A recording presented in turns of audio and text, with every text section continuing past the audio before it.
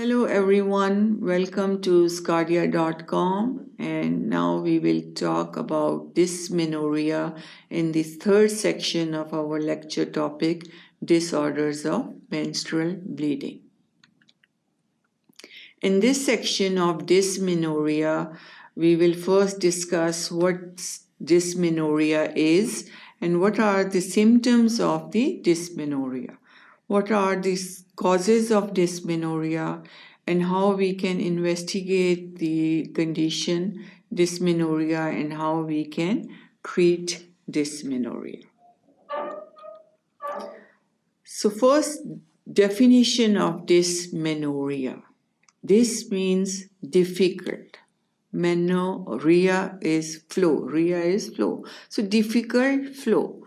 Lot of patients come and they tell the doctor that I have very bad pain in the lower abdomen during the menstrual cycle. This sometimes even when the menarche starts or female starts with menstrual cycle, they start having dysmenorrhea at the same time. Usually that dysmenorrhea disappear after 2 to 3 years, but sometimes this is like a constant problem. Dysmenorrhea is very discomforting. Patients have heaviness or like dull pain in the lower abdomen. Sometimes the pain is like cramps in the lower abdomen, and this affects the social life of the patients too much, especially in the first 2-3 days. They want to stay in the bed. They don't want to move. They need some medicine to relieve that pain. Even in severe cases, sometimes they need the injections to control that pain. So it's a very difficult situation, and it's very discomforting situation, dysmenorrhea.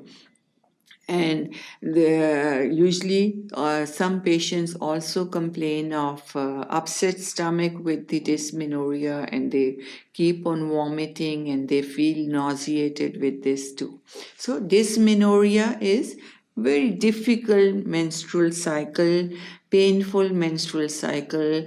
There is cramping in the lower abdomen, and there is a heaviness and feeling of discomfort. What are some of the causes of dysmenorrhea?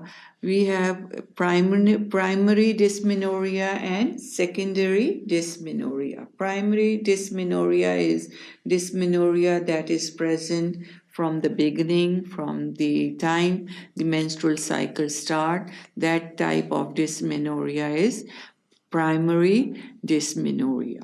Some of the causes of this primary dysmenorrhea is increased level of prostaglandins. This increased level of prostaglandins. These prostaglandins are fatty acid compounds, and they are present in almost all tissues of the body, and they perform like a hormone-like action. These prostaglandins, they are when they are produced, they cause contraction in the uterus, and that increased contraction in the uterus leads to the dysmenorrhea or painful menstruation. The other cause of primary dysmenorrhea can be the retroverted uterus. Here in this picture, if you see retroverted, this is the normal uterus, little forward, normal uterus. Retro means backward, retro, back. This positioning of the uterus, because it's tilted backward, so the outflow is little obstructed. So this type of abnormality of the uterus also leads to dysmenorrhea. Then sometimes stress also lead to heavy cycles, and sometimes family history is also very important. If some mother has a history of dysmenorrhea, usually daughter has it, so it runs in the family also, dysmenorrhea. So primary dysmenorrhea, you have increased production of prostaglandins that causes contraction of the uterus, and that excessive contraction you can feel as a cramping pain in the lower abdomen. Then the retroverted uterus, which means the uterus is tilted backward like this, and this is also causes dysmenorrhea. Stress and heavy menstrual cycle, also family history can also cause dysmenorrhea. Then the secondary dysmenorrhea. Secondary dysmenorrhea means it is due to some underlying cause that causes the dysmenorrhea. Important causes of dysmenorrhea is endometriosis. Endometriosis is the condition in which the endometrium is not only present in the uterus, lining of the uterus, but it also scattered in other areas of the female reproductive organs like ovaries. Fallopian tube has endometrium, and when endometrium is present in different parts of the reproductive system, it leads to dysmenorrhea when the cycle occurs. Another important disease that leads to dysmenorrhea is the formation of fibroids. Fibroids are the smooth muscle tissues, smooth muscle tumor that develop in the uterus, and how these fibroids cause dysmenorrhea, because sometimes they can cause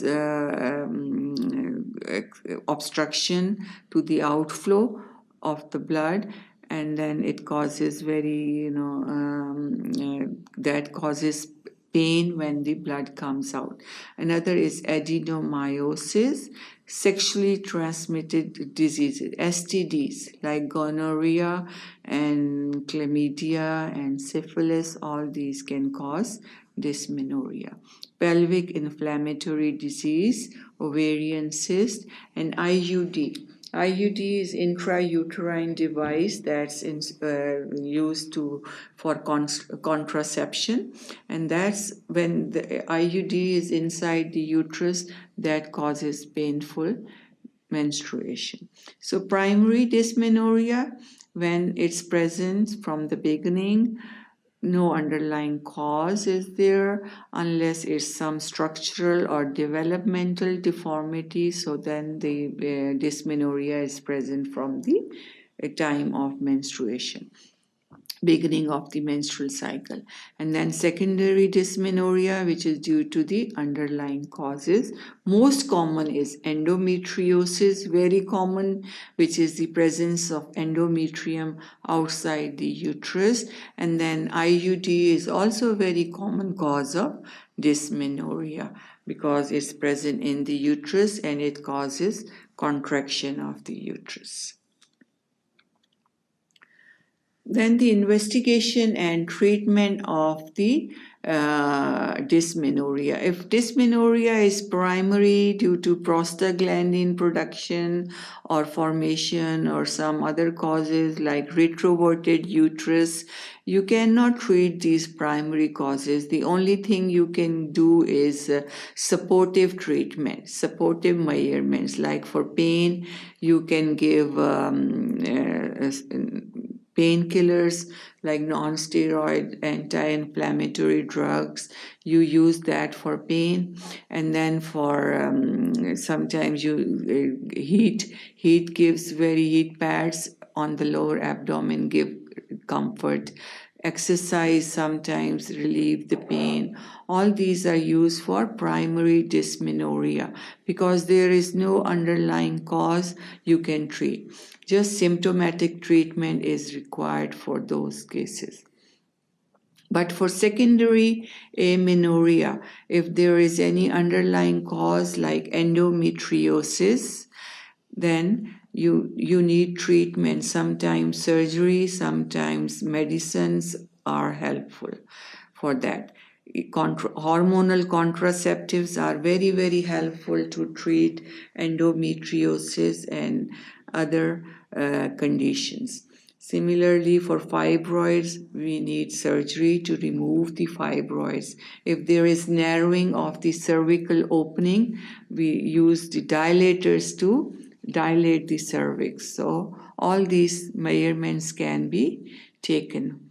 So investigation is ultrasonography, laparoscopy to find out if there is any endometriosis or any fibroid, and then we can also use swabs, cervical or vaginal swabs, to find out if there is any infection in the cervix or uterus. So this was our section 3 of disorders of menstrual bleeding, in which we talked about dysmenorrhea, what are the causes, what are the symptoms, and what's the treatment and investigation of the dysmenorrhea. Thank you for watching sqadia.com.